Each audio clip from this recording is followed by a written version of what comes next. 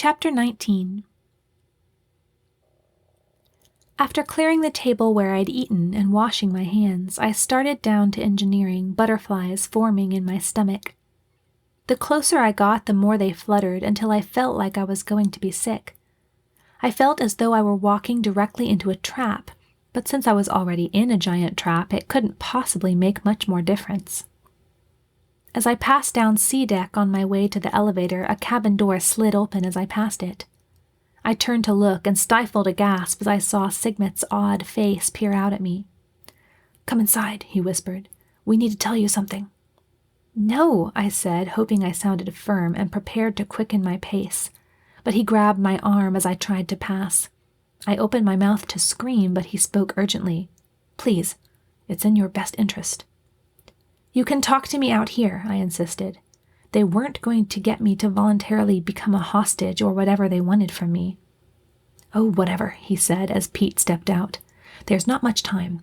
He'll find out we're talking to you in about 2 minutes." I crossed my arms and planted my feet firmly apart, feeling small and vulnerable beside the muscular Pete. "I know you're not ILA agents, and I know your real names." "What are they?" Sigmet smiled. "You're Leek and Mars scientists." I forced my voice to sound accusing. "Smart girl," Pete nodded, his firm chin looking firmer than ever. "Want to prove how smart you are?"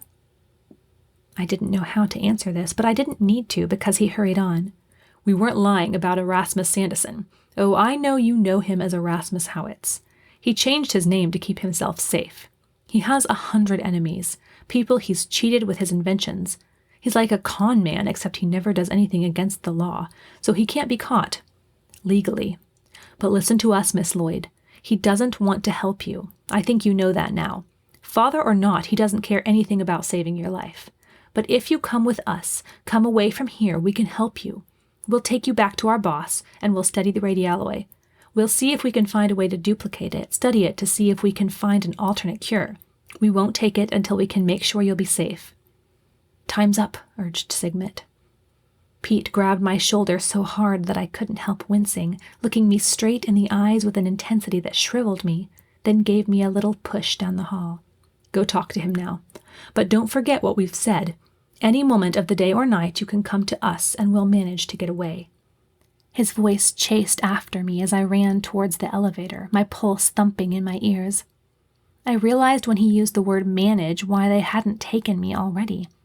Their craft was moored and couldn't get away without clearance, before from the captain and now from Commander Howitz. No, I didn't trust them. For one thing, I knew that Crash distrusted them so much he'd taken their departure from Earth as a sign of danger to the Doctor. Second, I had no reason to trust them. They wanted the Radialloy and I stood in the way. Why should they protect me? And finally, Pete's intense eyes and Sigmet's odd, shifty high ones did not inspire the least feeling of safety in me. They never had. I gritted my teeth as I stepped into the elevator. The flutter in my stomach was gone now. I no longer felt particular curiosity or apprehension about what the commander wanted to say to me. It wasn't difficult to guess that he wanted to do the same thing Pete and Sigmet had just tried to do, undermine the word of his co-mutineers and try to beat them to the prize. I was right. When I reached engineering, he smiled at me, talked about how much he wanted to save me from them, how teaming up with them had been his only choice since he had no way to get me away from here. How, once we reached his speeder, he and August and I would ride off back to Earth and live happily ever after, and he would keep me safe from all who would harm me. He would take me away now, except that he couldn't override the security on Pete and Sigmet's speeder. That I believed. I didn't trust him any more than I'd trusted them. And they, too, were telling the truth in one respect. He had no intention of trying to save me once he had what he wanted. As he talked, I tried to figure out why he didn't just take it out here, but then I realized. The same reason Pete and Sigmet couldn't. They were watching each other too closely. I felt like sighing and smiling at the same time. It was both helpful and horrible to have 2 sets of villains after me. Honestly, I would almost be amused if it weren't for the fact that my life and the Doctor's sanity were in danger, and one of the villains was my father. There was no reason to act like I didn't believe him now. I had never had a good poker face, but I pulled on every bit of deceptive or acting power in me to sound trusting. "Thank you. This is all so scary." I threw in a shudder. The shudder was convincing enough when I thought about the doctor. I longed to ask why the commander had used the machine on him, but I couldn't. That would only show that I didn't trust him, and right now that wasn't the best idea. He smiled, a smile I'd come to hate, and nodded. "I wish you didn't have to go through this." "I'm tired," I said, feeling like I was going to scream if I had to talk to him another minute. Besides, we only had less than 20 hours to save the doctor. With another smile, he reached out his arms to me. Inwardly, I shrank back and screamed, but outwardly I hugged him, not tightly and not long, but I managed to do it. Then I couldn't help turning quickly and rushing back to the elevator. "Good night," he called after me. His voice was still gravelly, but there was a note of longing in it. I had to look over my shoulder in surprise. His eyes were boring through me hungrily, and for a split second, a very short second, I felt sorry for him. Then I turned straight again and walked the last few steps towards the elevator. Instead of heading to C deck where my cabin was, I went all the way up to A deck, the bridge. I needed help and information. "Second medical officer on the bridge," I called once the doors had slid open. "It's time for Lieutenant Howitz's checkup." The captain, August, and the 2 guards who stood with blasters on either side of the room all looked around at me in surprise. "I didn't," began August. "But I did," I said crisply, adding a touch of professionalism to my voice. "He needs his blood pressure checked after that episode this afternoon." The captain seemed to catch on. "You heard the doctor, Lieutenant. To sickbay. Mr. Gilders can manage the course for a while." "It might be a couple of hours," I said as August stood and made his way towards me. "He'll need his rest." "I understand." I gestured for August to exit the bridge, and he did so, his pale face still showing signs of puzzlement. Nodding at the 2 guards, I followed him to the elevator.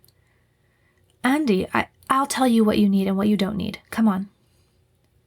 Once we were in the elevator, I breathed deeply and said, "I need your help. After I check you, we'll go to my quarters. You were sharing a cabin with your father, correct?" "Yes, but he wanted me out once he used the machine." "So you have not been assigned new quarters yet?" "No, I still have 2 hours of duty." "Then my cabin is the logical place. There's no camera in there, so we'll be safe."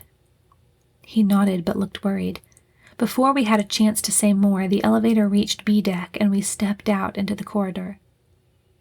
We had to go into sickbay, and I had to scan him for the benefit of the cameras. Then I spouted some doctor's talk about the sympathetic nervous system and vasoconstriction of arterioles before heading back out and down to C deck and my cabin. I paused outside it and spoke, trying to sound clear and professional, but not obviously loud. "You can rest in here until you get new quarters." He caught on. "All right." I unlocked the door and pushed him in, then followed and locked the door quickly. "He has a camera outside your door?" he half asked, half stated. I nodded. "They're in all the halls, and I have to assume he has one pointed at my door. They don't all monitor audio, but better safe than sorry. Cameras don't work inside the cabins because of the ISA privacy laws, but he wants to make sure those other guys can't get to me without him knowing it. As long as he watches my door, he should be safe." "What did you want me for?" he asked quietly, his pale face struggling to stay calm. Before explaining, I asked another question. "Why do you think he brought you here?" He shrugged and looked away. "I don't know. I was doing just fine on the Beagle. He doesn't need my help. Probably he just thought it would be a good job for me and wanted me around. I don't think he intended for things to go this way. He wants to kill me, you know." "Andi!" His face went paler and his tone was shocked. "Sit down," I sighed. "You're going to give yourself another episode." His hands trembling, he sat on my bed. "That's not true." "It is. Maybe he doesn't want to kill me exactly, but I know he doesn't care that I'll die when he removes the radialloy." "What?" I pointed to my knee. "That's what he wants. It's the cure for a disease I have. If anyone takes it, the disease will kill me." I paused, letting him breathe deeply for a few minutes. Then, what's he like? He fidgeted and traced the pattern on my blanket with one thin forefinger. It's hard to say. He was always kind to me. He paid for whatever I wanted, let me do what I wanted. He can get a little angry when something goes really wrong, but he never took it out on me. He never talked about either of you. It was like you'd never existed. You mean me and our mother? He nodded, not looking me in the eyes. What was she like? I asked longingly. For a moment longer he traced silently, then he stopped, reached into an inner pocket of his jacket, and pulled out a photograph. He handed it to me. The woman who smiled up at me was less than 10 years older than myself. Her hair was honey golden, and her eyes, a soft brown, shone with a gentle yet witty light. I brushed a finger across her face while August began speaking. I was only 5 when she died, but I know she was pretty and kind and funny, and would always stop and play with me. Do you remember me? I asked, handing the picture back to him. He made no move to take it. Just a little.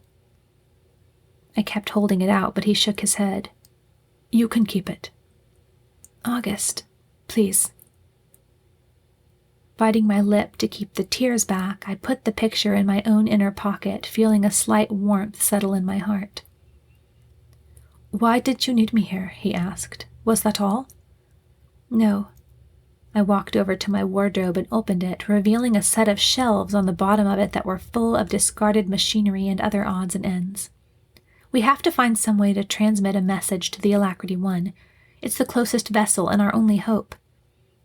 Build a transmitter? He asked, and I imagined his dark eyes growing wide. I heard him stand up, but I didn't turn around. I was busy sorting through different pieces, and I pulled a piece of fiber optic cable from one shelf and deposited it in a pile on my left. Remember when the doctor told you I liked inventing? I kept on sorting, realizing for the first time that I'd probably inherited this propensity from Commander Howitz. I'm going to put it to good use now.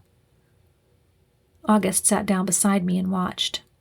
Where are you going to get enough power to transmit? I turned and looked at him. There are 4 emergency generators on this ship. 2 in engineering, 1 behind the bridge, and 1 in the galley, he nodded. But you could never generate enough to transmit through subspace over 200 parsecs, and the Alacrity 1 must be at least that far by now. I continued my sorting, undisturbed. I'll have to create an amplifier. But where are you going to get the materials for that? You can't expect to formulate a transistor with all this. No. Then how? I was thinking possibly I could construct a triode. A vacuum tube? He looked thoughtfully at the pieces I had gathered around me. Will that be strong enough? And are you sure you know how to do that? All I know is it's worth a try. Will you help me? Instead of answering, he sat across from me and asked, Have you done anything like this before? Not exactly, but I've been making little things for years. See this? I held up a partial plastic tube about 1/4 of a meter long. I was working on a portable chemical hand dryer for the doctor. He took it and examined it for a moment. Sensory release of silica gel? Exactly. I pulled out a coil of wire. He was always complaining about the blow dryers. I swallowed hard, trying to keep the tears from coming. Putting the dryer down, he looked searchingly at me. You really love him, don't you? Yes. I wish I could help you. Frustration boiled up inside me.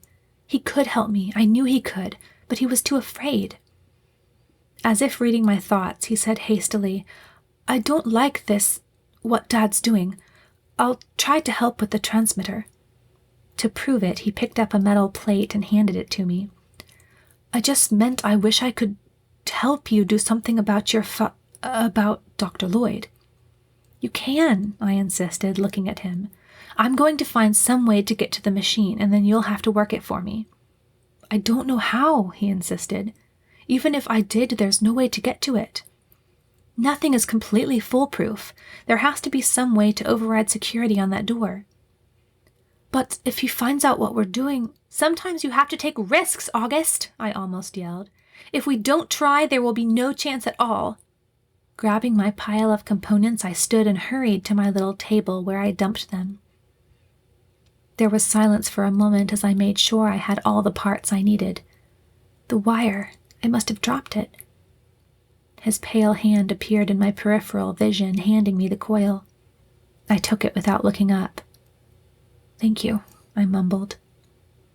I'm sorry, he said quietly, sitting at the table. I'll try. Timid or not, he was all I had right now. And his humble I'm sorry, which was something I would not have done, touched a chord in my heart. Thanks. For now, let's focus on building the transmitter. All right. What do you want me to do? I handed him a glass tube. You're going to have to figure out how to create a vacuum.